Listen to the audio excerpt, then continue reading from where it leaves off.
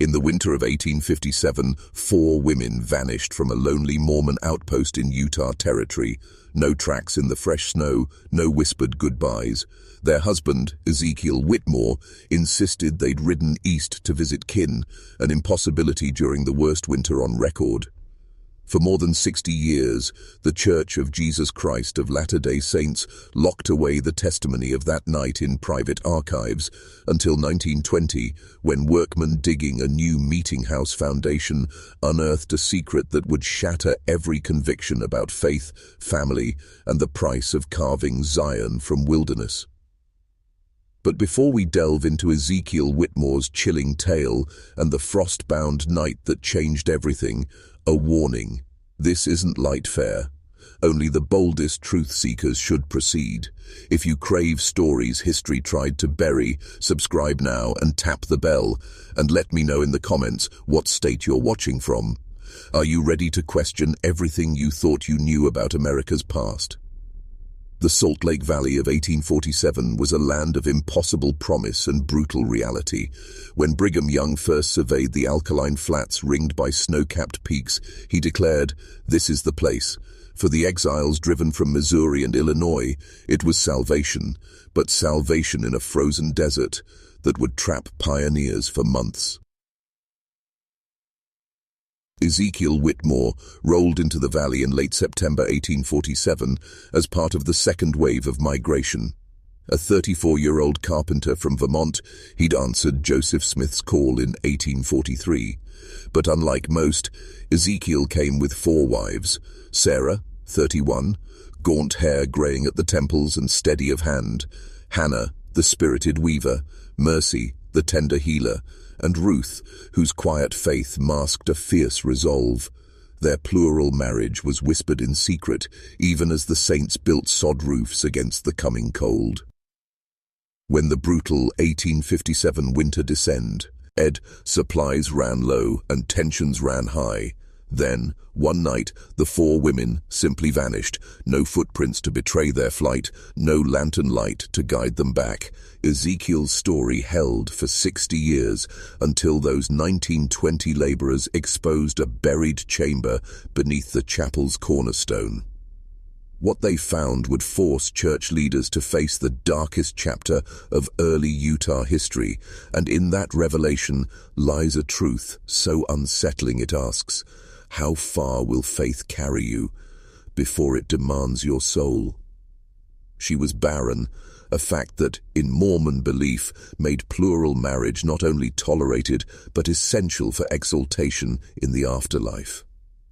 Sarah Whitmore, 31 and graying at the temples, chose Rebecca Thornton, 27, as Ezekiel's second wife in 1845. Rebecca was educated, fluent in English and German, and dared to question church teachings more openly than most would, yet Ezekiel welcomed her sharp mind at family councils, valuing her fierce insight. In early 1847, Mary Kellerman became wife number 3. At 24, pregnant and alone, her German immigrant parents lost to the turmoil in Nauvoo. She joined the trek west. The plains tested her strength, blinding snows, rattling wagons, endless dust. But Mary pressed on, clutching Ezekiel's promise of a new home. The youngest, Ruth Caldwell, barely 19, married Ezekiel just months before departure. Church elders had arranged it to shield her after her kin perished in Missouri's bloody clashes. Ruth arrived in the Salt Lake Valley with fresh grief and raw hope, her fate now bound to this quartet of women. They settled 8 miles southeast of the Great Salt Lake, on a creek-fed valley that hinted at fertility and isolation in equal measure. Mill Creek, they called it, a lonely stretch of land perfect for a man who prized privacy above all. Neighbors lay 3 miles north, a handful of Danish converts, already hunky, eared down for winter's bite. That autumn, Ezekiel built their fortress, thick logs, a sturdy stone foundation, and 4 separate chambers, one for each wife. He followed the secret guidelines whispered among pioneer husbands: fairness in wood and hearth, order in schedules and chores. But beyond those cabin walls lay miles of empty sagebrush. Once the snow fell, no one could reach them. In those early days, the broader Mormon community clung together out of necessity. Crops were shared, fences mended by many hands, scouts ran messages along frozen trails. Yet Ezekiel's household stood apart, a small world of 4 women and 1 silent man, carving a fragile sanctuary out of the wilderness. And as the first snows drifted down, an uneasy question hung in the frosty air. How long could 1 man and 4 wives truly survive at the edge of nothing? Church authorities exercised tight control over plural marriages, not merely for doctrinal purity, but because they knew the risks of juggling multiple wives in a lonely frontier. Husbands were charged with keeping peace at home and bolstering the settlement's welfare. Ezekiel Whitmore's 4 wives brought distinct talents to their isolated homestead.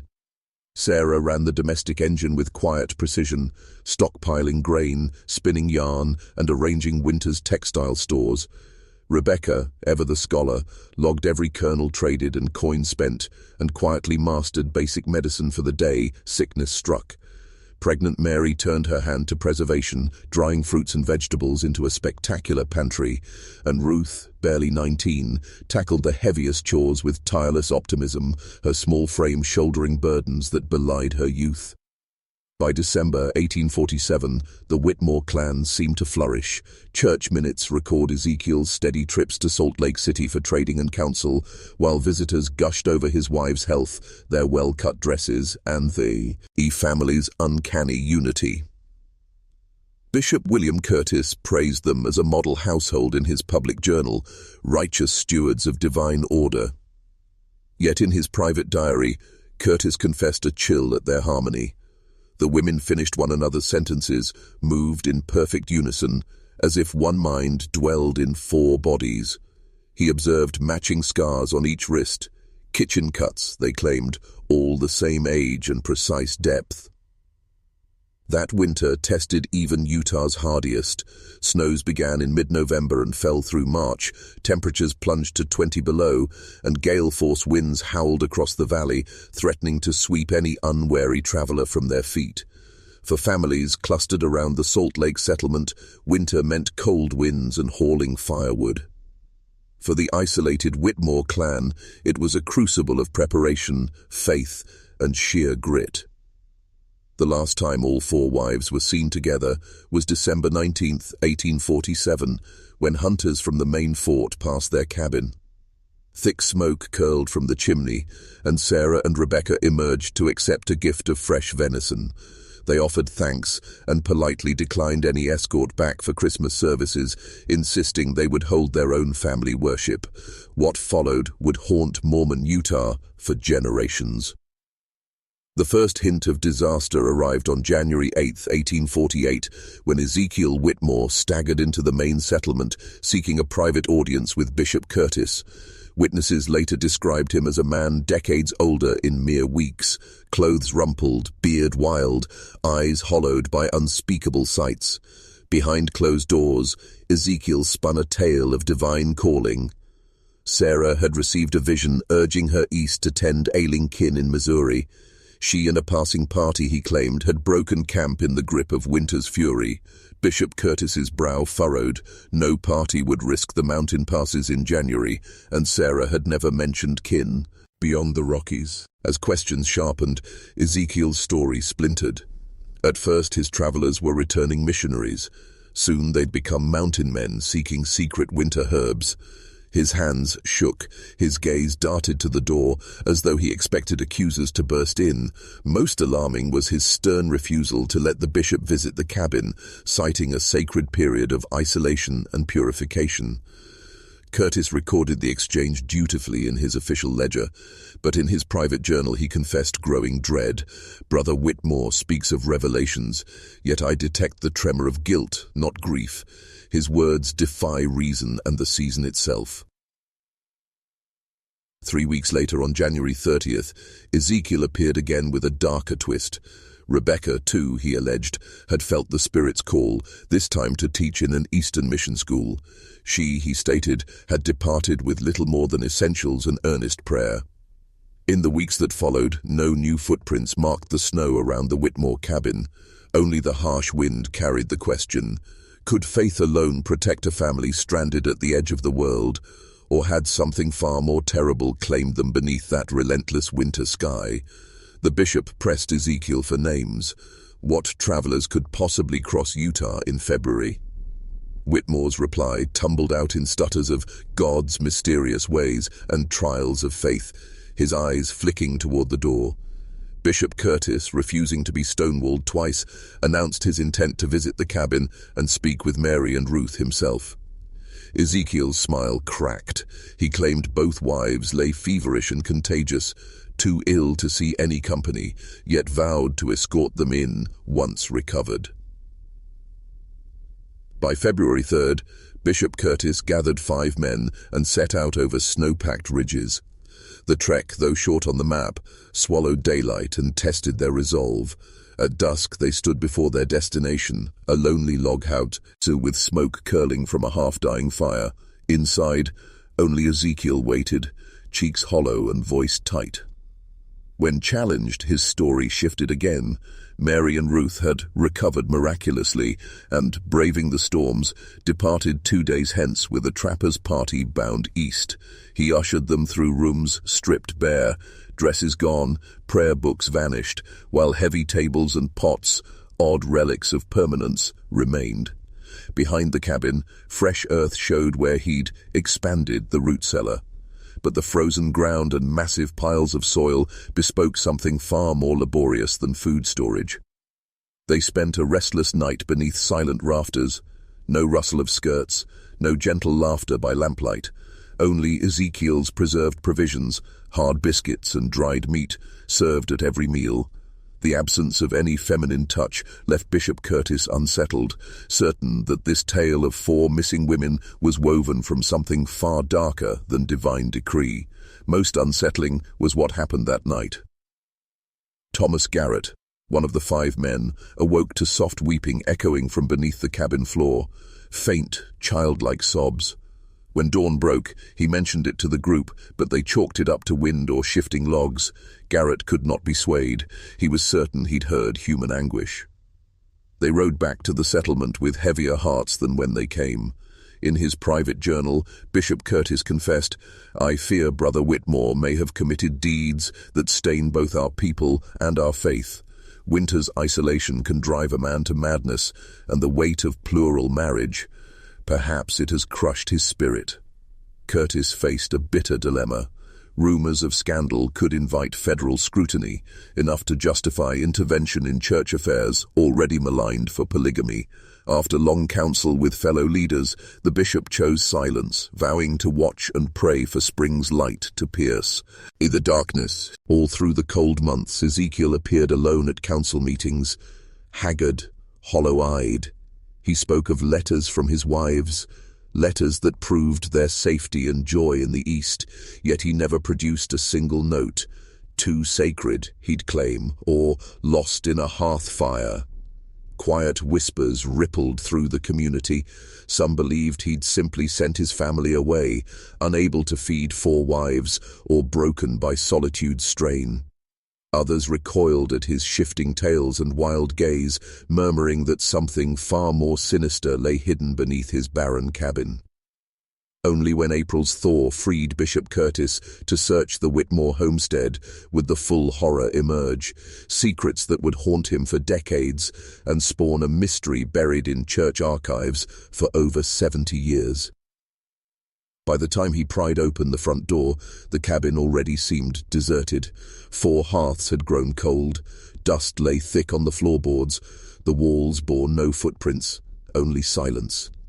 A heavy film of dust lay over every surface, and the chambers said to belong to the 4 wives bore the telltale marks of a rushed purge, not a gentle farewell. Yet Bishop Curtis's sharp eye caught far darker contradictions to Ezekiel's tales of voluntary departure. In Rebecca's room, under a lifted floorboard, he unearthed her leather-bound journal, her most cherished confidant since 1845. The last entry, scrawled December 20th, 1847, trembled across the page. We must all make the ultimate sacrifice for the eternal family. Yet I dread that his revelations spring from a source darker than heaven." Outside, where Whitmore claimed he'd been digging new root-cellar trenches, the bishop found churned earth stretching far beyond any food cache. Layers of soil betrayed weeks of secret excavation. There, half-buried, lay scraps of fabric bearing the delicate weave of Mary's dress, threads torn from Ruth's shawl, and, most chilling, Sarah's wedding ring. Nearby, an altar of home fires met his torchlight. Ash rings arranged with unnatural precision and charred fragments of parchment inscribed with sacrificial liturgy. The words blood atonement and eternal cleansing through sacrifice flickered in half-burned lines, Mormon doctrines twisted toward a nightmare theology. Inside the cabin's silent gloom, more clues awaited. A rusted knife stained faintly in its sheath, a circle of candle stubs scorched into the floor, and faint traces of dried blood at each wife's vacant hearth. In that instant, Bishop Curtis understood the truth. Ezekiel Whitmore's revelations were not divine callings at all, but prelude to unspeakable horrors, rites born of desperation and dark faith beneath Utah's snow. In Ezekiel and Sarah's chamber, Bishop Curtis uncovered a hidden panel in the wall, concealing a stack of leather-bound notebooks scrawled in Ezekiel's hand. These journals chronicled his descent into the doctrine he called ultimate consecration, the terrifying conviction that true believers must surrender every possession, every comfort, even life itself, to secure their place in celestial glory. He had pored over rare apocryphal manuscripts and convinced himself that his family was chosen for a sacred mandate demanding unparalleled sacrifice. The final entries, written in a trembling script, spoke of divine visions, revealing an eternal inheritance reserved only for those who offered innocence as atonement, sealed by the shedding of blood. As the pages wore on, the ink grew blotchy and the margins filled with dark musing on the cleansing power of sacrifice and the necessity of proving absolute devotion. Bishop Curtis now faced a ghastly dilemma. Every sign pointed to Ezekiel's role in his wife's deaths, entangled in a perverse ritual rather than a righteous calling. Yet Ezekiel himself had vanished, disappeared into the endless winter expanses beyond Mill Creek, leaving behind no tracks, no trace of intent. Church leaders, fearing a scandal that would inflame anti-Mormon sentiment and invite federal intervention, swiftly branded the affair confidential. The records were sealed, and the handful of witnesses sworn to silence. Their property quietly absorbed by the church, the Whitmore cabin was dismantled, and the churned soil refilled and sown, erased beneath a new crop of desolation. Official bulletins declared the four wives relocated east by family decision, their absence chalked up to longing for more established settlements. Yet small-town whispers proved harder to bury. In every parlor and on every dusty road, the tale of the winter when four women disappeared and one man's faith turned murderous took root. Some swore Ezekiel had been driven mad by isolation and zealotry.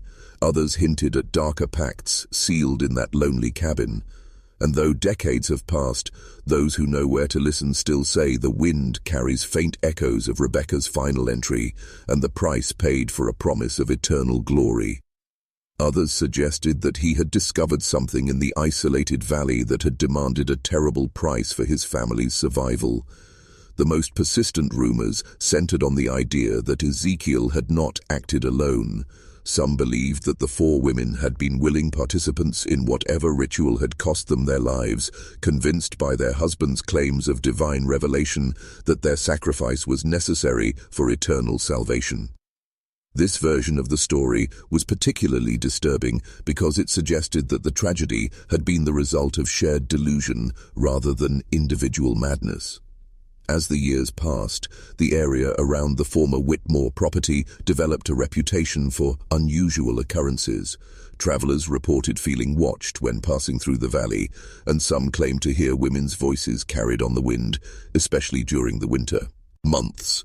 These reports were dismissed as superstition by church leaders, but they contributed to the sense that something dark and unresolved remained connected to the site.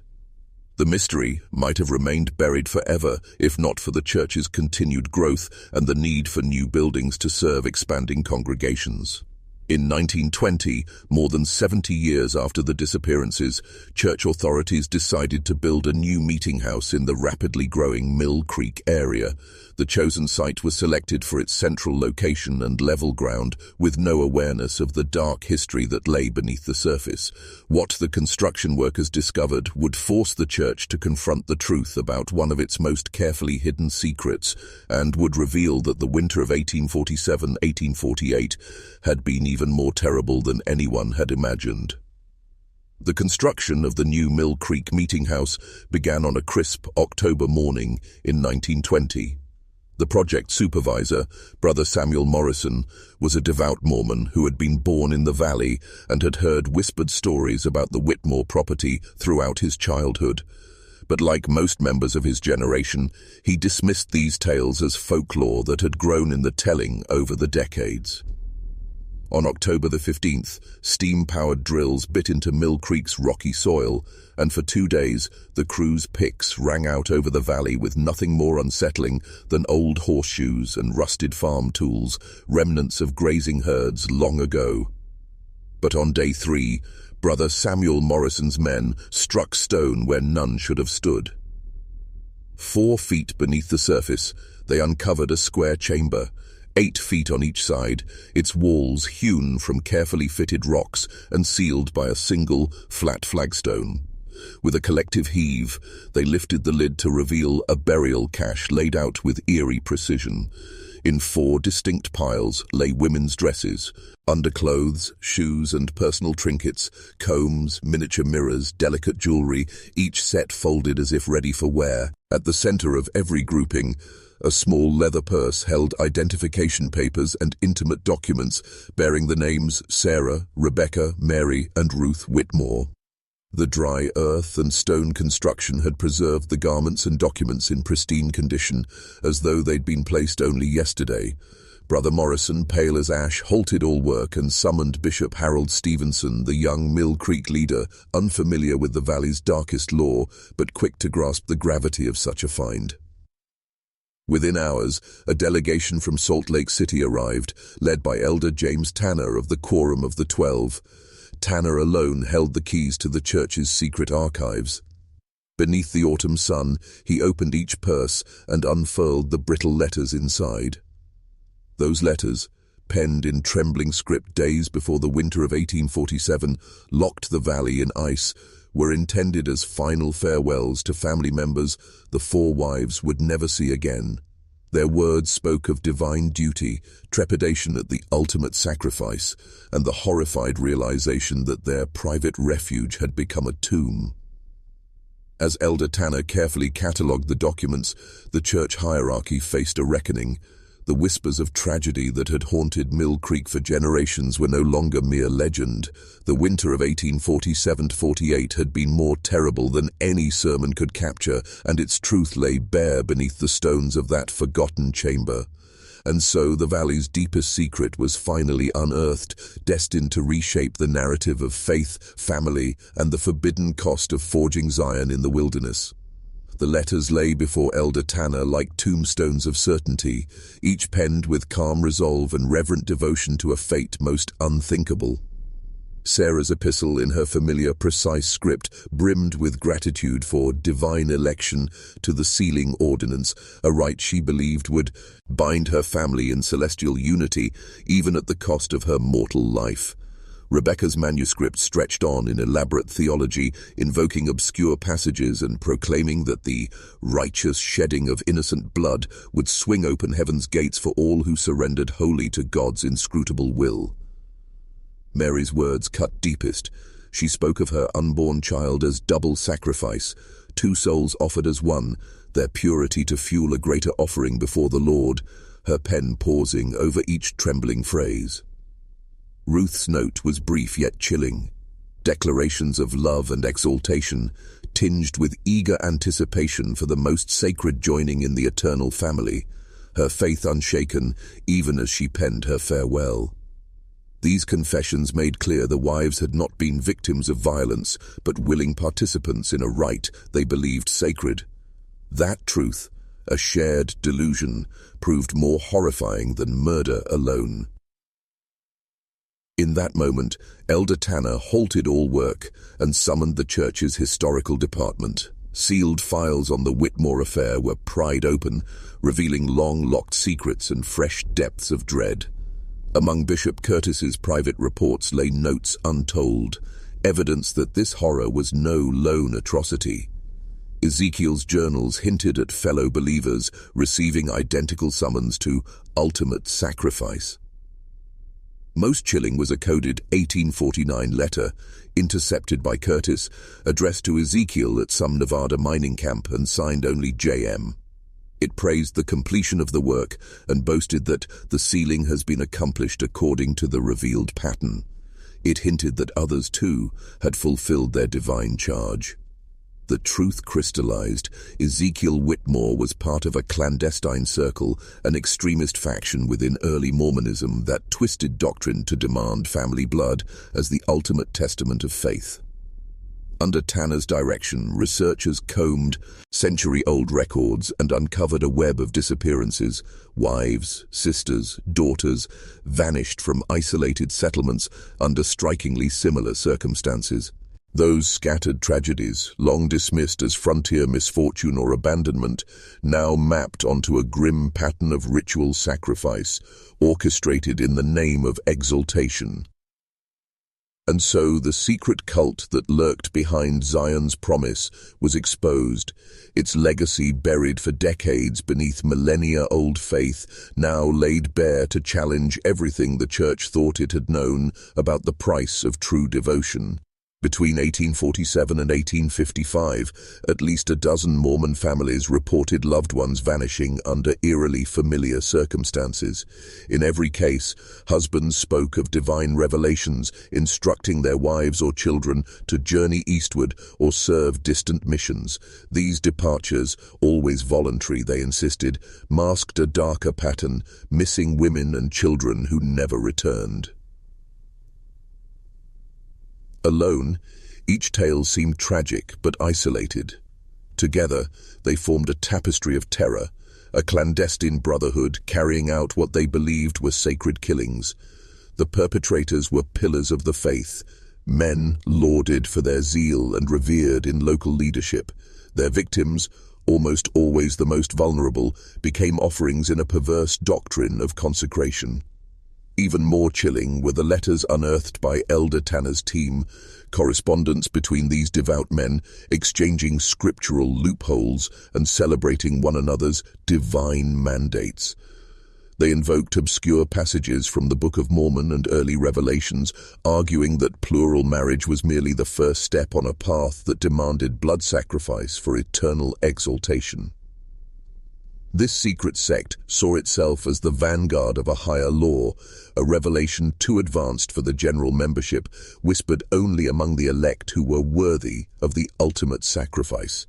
Their network spanned across Utah's settlements, bound by coded missives and midnight councils in hidden rooms. Tanner's archives revealed the church had Whitley dismantled the circle by the mid-1850s. Suspected members were stripped of authority, denounced in hushed tones, or quietly exiled beyond the territory's borders. No official record marks these purges. They were executed in shadow to shield the faith from scandal, and to keep anti-Mormon critics from feasting on their darkest secrets.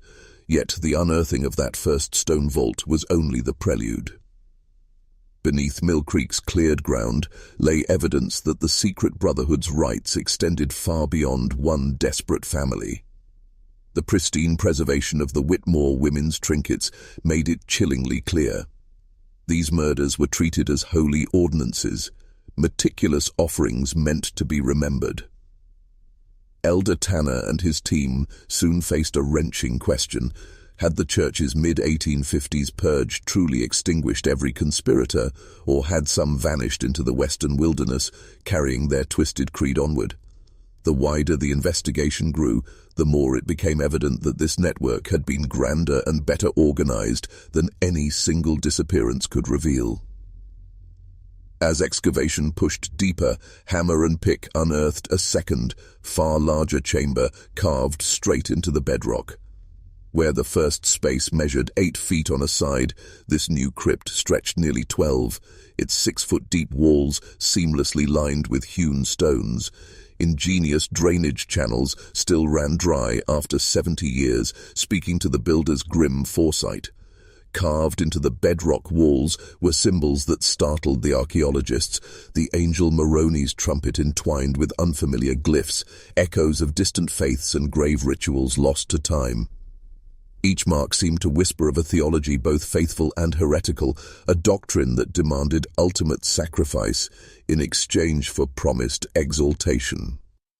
What lay still deeper within Mill Creek's hollow heart remained hidden, for now, but a shovelful of earth brought Elder Tanner closer to the truth that the winter of 1847-48 had concealed, a darkness woven so deeply into the frontier's soil that even time itself could not erase it. The dig turned up ledger upon ledger, painstaking lists of families eyed for sacrifice, blueprints for new cells, and expansion plans scrawled in Ezekiel's unmistakable hand.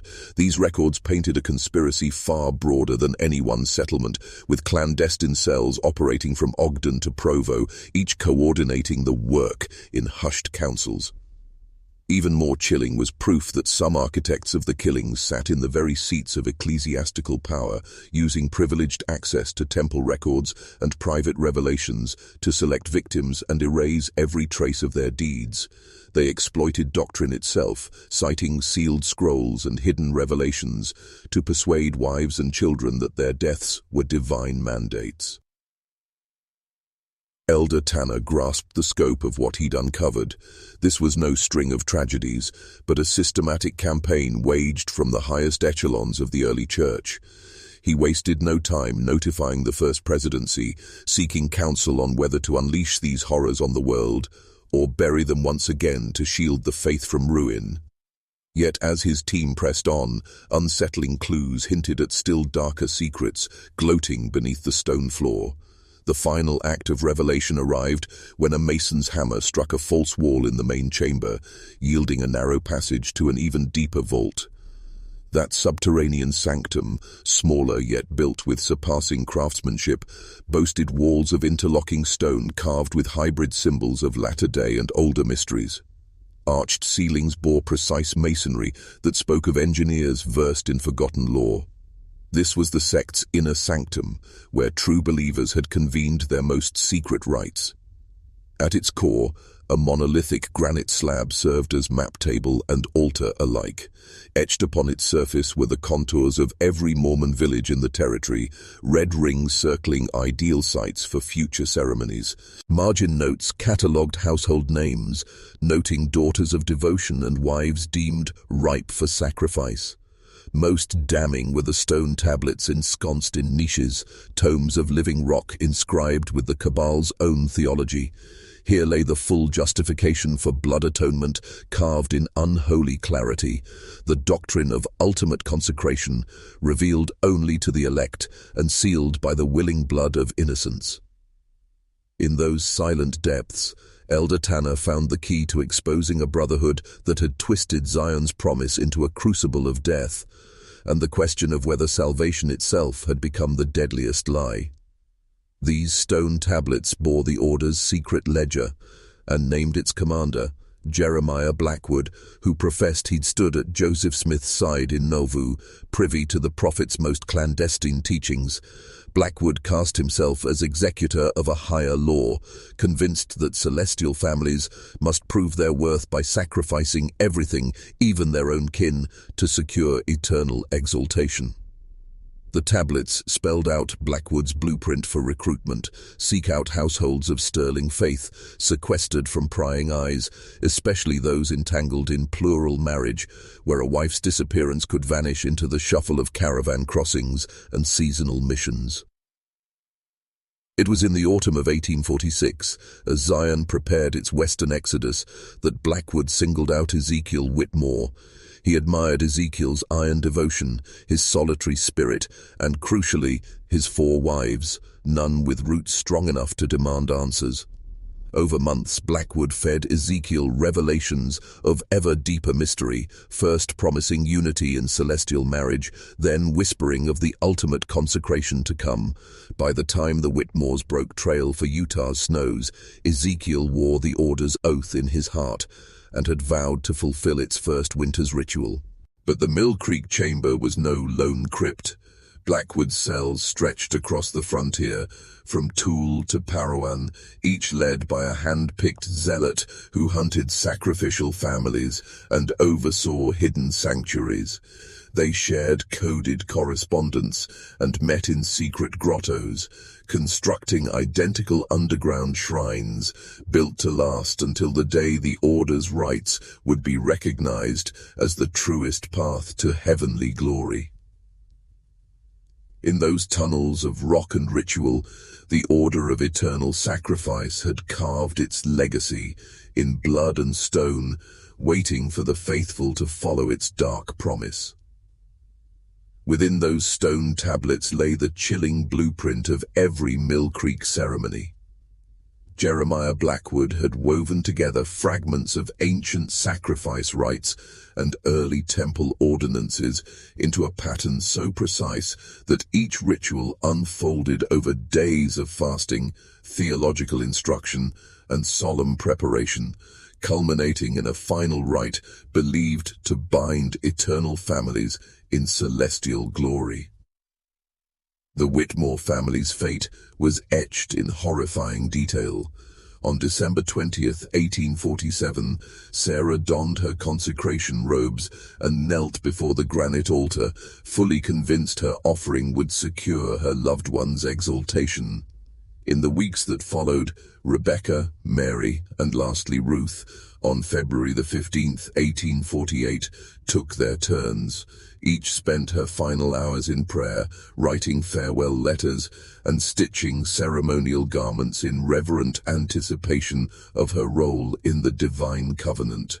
Most unsettling were the sisters' own words, carved onto neighboring tablets. They had cheered one another on, voices trembling with shared conviction, "Our blood shall seal our bond with heaven." Beyond the Whitmores, Blackwood's list named dozens more families marked for recruitment, complete with maps for new crypt chambers scattered across the Western Territories. Proof the Order planned a continent-spanning campaign to enshrine hymns and sacrifices doctrine. Yet the tablets also chronicled the Order's undoing in the 1850s. Detecting the web of vanishings, Brigham Young himself authorized a covert purge. Key conspirators were excommunicated or spirited away, ritual sites were sealed or leveled, and every file was classified to bury the horror deep beneath Zion's foundations. Jeremiah Blackwood vanished into legend during the mid-1850s purge, rumored to have slipped across the Sierras into California's fevered mining camps, where whispers claim he forged fresh cells of the Order. Some miners spoke of midnight gatherings in tented hollows, but no evidence ever surfaced to confirm these frontier rites. Yet among the tablets lay Blackwood's last directive, a rallying prophecy penned before his flight. He foretold that one day the Order's blood-sealed covenants would be hailed as the purest proof of devotion. Until that dawn, he urged his disciples to treasure their parchments and carry on in shadows, awaiting the hour of divine revelation. Elder Tanner now grasped the weight of what he'd unearthed, the gravest rupture in early Mormonism, a hidden conspiracy woven through temple corridors, claiming dozens of lives for a fanatical vision of exaltation. Such a scandal could shatter the Church's fragile unity and crush the faith of believers. Even more agonizing were the tablets' hints that some in the hierarchy had known of Blackwood's extreme doctrines and moved too late, or not at all, to stem the tide of murder. Worse still was the spectre of surviving cells, cloaked in remote canyons, ready to strike again under the guise of righteous sacrifice. As Elder Tanner readied his final report, he stood at a crossroads. Unveil the full horror and risk the faith itself, or bury the truth once more to protect the church from ruin. The evidence Elder Tanner laid before them was staggering. A clandestine Brotherhood within early Mormonism had orchestrated ritual murders for years, likely claiming hundreds of souls in a decade-long reign of sacred slaughter. The Order of Eternal Sacrifice stood revealed as the darkest stain on the Church's legacy, its doctrines perverting celestial marriage into a blood-soaked mandate. To expose this truth risked shattering the faith of millions. To hide it would consign the victims to eternal oblivion. Sarah, Rebecca, Mary, and Ruth Whitmore, and every family torn apart by these rites, demanded remembrance. Their stories, etched in stone and crimson script, cried out for justice. Yet the final call lay with church leadership. Would they unveil this horror, or bury it beneath the foundations of a faith they swore to protect? On November the 15th, 1920, in the hushed privacy of the First Presidency's chambers, President Heber J. Grant, his counselors, and the senior apostles gathered. For 3 relentless hours, Elder Tanner laid out every artifact: the hidden vaults beneath Mill Creek, the perfumed robes and mummified remains, the carved tablets inscribing sacrificial liturgies, and the sinuous network of cells that spanned territory after territory. One apostle later would call it the most sobering address in the church's annals. The proof stood inescapable. What began as whispered rumors had become undeniable fact. The Order of Eternal Sacrifice had thrived in the heart of Zion, and its web reached farther than any had dared imagine. Now those chosen to steer the faith faced a choice of mortal consequence, one that would echo through generations and define the church's reckoning with its own buried horrors. President Grant listened in steady silence as Elder Tanner laid bare the Order's horrors. When the final tablet was shown, he exchanged a grave glance with his counselors, then quietly resolved what no leader before him had dared confront. By unanimous vote of the First Presidency and the Quorum of the 12, the decision was made. These revelations would be locked away in the church's most secure vaults, shared only among the highest echelon of leadership. A modest private memorial would honor Sarah, Rebecca, Mary, Ruth, and the countless unnamed victims, services closed to all but select authorities. Yet the Order of Eternal Sacrifice's true story would never reach the public ear. Their reasoning was weighty and multifaceted. Public disclosure would arm anti-Mormon detractors and risk eroding the faith of millions. The conspiracy, purged in the 1850s, posed no present danger to the body politic, and, most poignantly, dragging the family's tragedies into the glare of sensationalism would only deepen their wounds. Within weeks, the Mill Creek meeting house plans quietly shifted to higher ground, the forbidden chambers pumped full of concrete, their entrances forever sealed. Tablets, robes, and ritual implements were carted to a classified archive under Salt Lake's Temple Square. Elder Tanner was tasked with a secret official history, sworn never to divulge its contents. The handful of workmen and clerks who'd peered into the abyss were reassigned beyond Utah's borders and bound by oaths of silence. To the faithful, or any casual observer, the delays at Mill Creek were chalked up to unexpected geological challenges. And so the darkest chapter of Zion's early days sank back into shadow, preserved only in whispers behind closed doors.